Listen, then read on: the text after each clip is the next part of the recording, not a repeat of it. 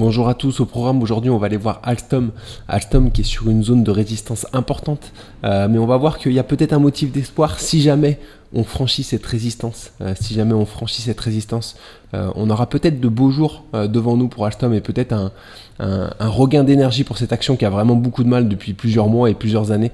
Donc on ira voir ça ensemble.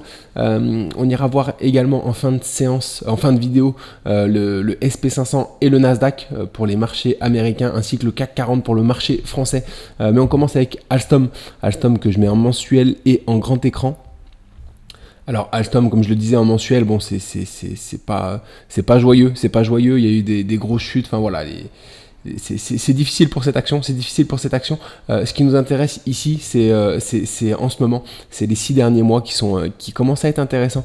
Je passe le graphique en hebdomadaire. Alors comme je l'avais vu, on avait fait une vidéo sur Alstom il y a un mois, comme on l'avait vu, il y avait cet élargissement ascendant ici, donc qu'on a cassé par le bas. Les objectifs de cet élargissement ascendant à angle droit ont été validés quasiment, on est à peu de choses près.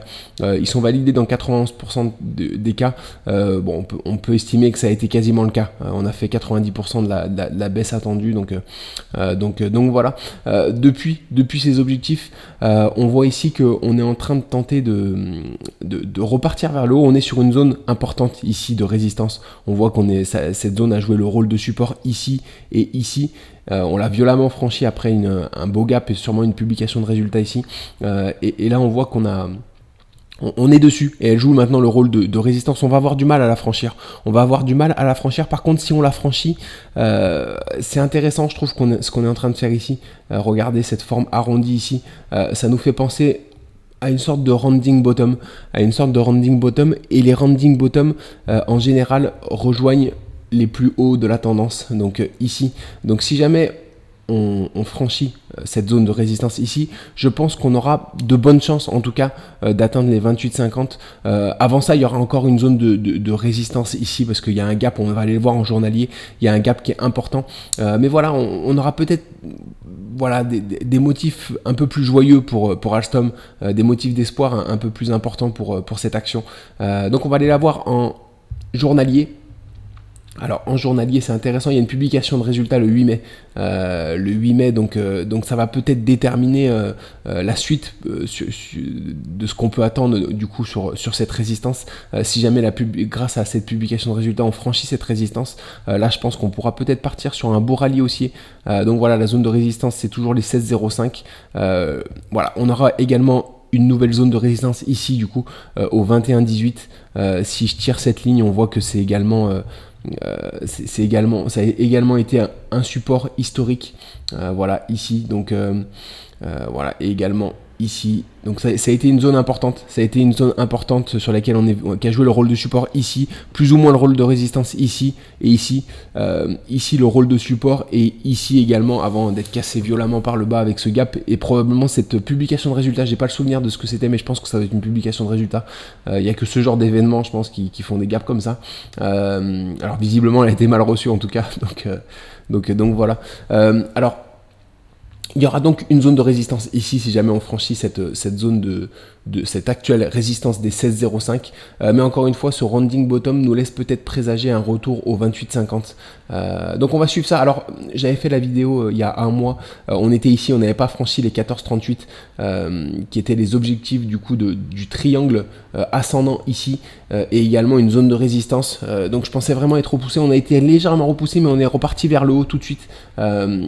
Personnellement, j'aurais privilégié éventuellement, c'est ce que je disais, une autre épaule avant de repartir vers le haut pour valider vraiment une figure de retournement. Ça n'a pas été le cas. C'est pas pour ça qu'on n'a pas vraiment une figure de retournement, parce qu'on a un rounding bottom, un potentiel rounding bottom. Mais voilà, ça aurait été propre. Et là, on aurait pu. On aurait eu vraiment des motifs d'espoir importants pour un retour vers des niveaux plus hauts, en tout cas pour au moins combler ce gap. Voilà, donc là dans tous les cas on est sur une zone de résistance qu'on va avoir du mal à franchir. La publication de résultats le 8 mai va être importante, on va voir si elle va nous servir pour franchir cette résistance, et si jamais on la franchit, encore une fois on aura deux zones futures de résistance. Pour moi c'est les 21,15 ici, sur lesquels qui vont être durs à franchir, mais voilà, ce que je privilégie encore une fois à long terme en tout cas, c'est peut-être un retour sur les 28,50 si jamais on valide du coup la cassure et qu'on valide du coup ce rounding bottom. C'est des objectifs qui peuvent être atteints assez rapidement hein, si on voilà. Peut-être avant la fin de l'année, hein, si jamais ça repart fort, si jamais on fait des belles publications de résultats. Donc voilà, il faut suivre attentivement ça. Après, bien sûr, ça ne peut pas du tout être le cas. Enfin, c'est possible que après la publication de résultats, on reparte vers le bas et on reste encore longtemps dans cette zone parce que c'est une zone là de range entre les 10 et les 15 et les 16 dans laquelle on peut rester pendant plusieurs années. Donc voilà, il faut pas se précipiter en tout cas sur Alstom. Il faut vraiment pas se précipiter. Si jamais on casse cette résistance, là, il faudra envisager éventuellement un retour vers des niveaux plus importants. Donc voilà ce qu'on peut dire sur Alstom. Alors on va passer maintenant sur la map du coup du jour pour le CAC 40. Après l'ouverture des marchés, on voit qu'il y a une map qui est dans le vert. Avec la Société Générale qui fait plus 3,60, plus 3,80, Hermès également et LVMH qui grimpent, Crédit Agricole aussi plus 4%. Donc voilà des belles perfs à l'ouverture ce matin. Donc c'est cool de voir des rebonds sur les marchés européens. Je pense qu'on n'est pas tiré d'affaire, on ira voir les graphiques ensuite sur les marchés européens, mais j'ai du mal à croire à un rebond durable en tout cas. Alors on va passer sur les marchés américain. Hier à la clôture, on a fait une belle séance également, un rebond. Donc voilà, avec Nvidia qui gagne encore 3%, Apple plus 2%, Amazon plus 3%. Donc voilà une carte plutôt dans le vert après une forte digestion. Hein. Faut également le préciser. Donc voilà, on va voir comment on va réagir dans ces prochains jours sur les indices américains. On va aller voir les graphiques tout de suite. Ça va être plus précis. Alors je passe en journalier et en grand écran. Je vais vous le redimensionner. Donc voilà. Alors, on est toujours sur l'SP500, on est toujours dans ce biseau ascendant ici qu'on a cassé par le bas. Les objectifs à privilégier sont atteints dans 63% du temps, sont les 4712. C'est vraiment ce qu'il faut privilégier et c'est ce que je privilégie maintenant. Voilà, on voit qu'on a fait un petit rebond technique ici. Comme je le disais hier, plus on va venir s'appuyer ici, plus on aura de chance de la franchir.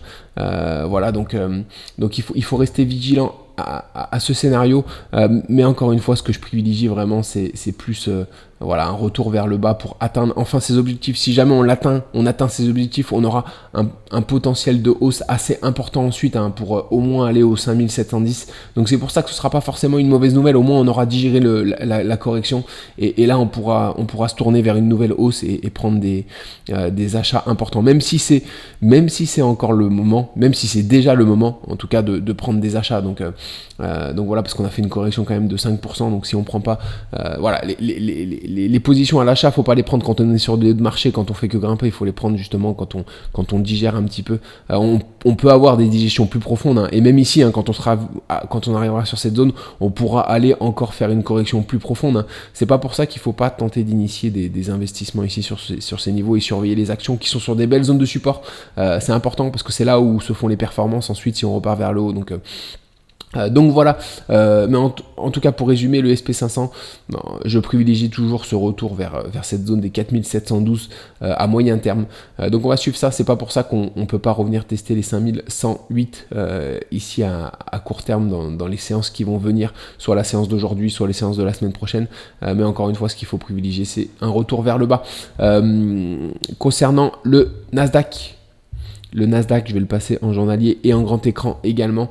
Pareil pour le Nasdaq, hein, on a buté sur cette zone de résistance, on repart vers le bas. On a fait une zone de rebond hier, mais voilà, la zone que je privilégie, c'est celle-ci, c'est les 16 220 qui sont atteints 43% du temps, qui sont l'objectif de cette figure d'élargissement ascendant, voilà, qui n'est pas très propre encore une fois, mais voilà, qui existe. Ici on a une belle zone de support parce qu'on a pas mal de zones sur laquelle on peut rebondir. On a un support ici, on a eu une ancienne résistance ici qui va jouer le rôle de support. On a également une résistance historique ici qui va également jouer le rôle de support. Donc voilà, sachant qu'il y a également un gap un peu plus bas qu'on peut aller chercher. Bon voilà, pour le moment on n'en est pas là. Pour le moment, on est sur ces zones-là. On peut très bien repartir également vers le haut tout de suite. Hein. C'est pas à écarter. C'est pas un scénario à écarter. C'est pour ça encore une fois qu'il faut trouver des opportunités d'achat qui peuvent être intéressantes sur le Nasdaq également. Mais voilà, ce que je privilégie, c'est un retour au moins vers les 16 800 et surtout vers les 16 220 à moyen terme. Donc voilà pour le Nasdaq, le CAC 40. On va aller voir le CAC 40 qui est intéressant aujourd'hui parce qu'on a comblé ce gap, il me semble. Alors, je vais passer en grand écran. Non, on n'a pas encore comblé ce gap, mais comme je le disais hier, on est arrivé sur une zone de support ici qui est assez importante. Ce que je privilégie, c'est le comblement de ce gap ici qu'on voit ici. Alors, j'ai fait une flèche bien trop importante. Voilà. En tout cas, une fois qu'on aura comblé ce gap ici, je privilégie une chute pour aller chercher les 7712 qui sont les objectifs de cet élargissement symétrique de sommet qui est pas très propre également, hein, qu'on a fortement réintégré en tout cas, mais voilà, qui ont le don d'exister, et sachant que ici il y aura des belles zones de support également, voilà, ici et également ici. Donc voilà ce que je peux dire sur le CAC 40. Je prévois un petit rebond peut-être dans la journée d'aujourd'hui. On voit qu'on a commencé à l'initier à l'ouverture, voilà, pour combler ce gap avant ensuite de repartir vers le bas. C'est le scénario que je privilégie sur le CAC 40. C'est tout pour moi aujourd'hui. Je vous souhaite une bonne journée, puis on se retrouve du coup probablement dimanche ou samedi pour le bilan de la journée du jour. Je vous souhaite un bon début de week-end, excellente journée à vous tous, à très vite.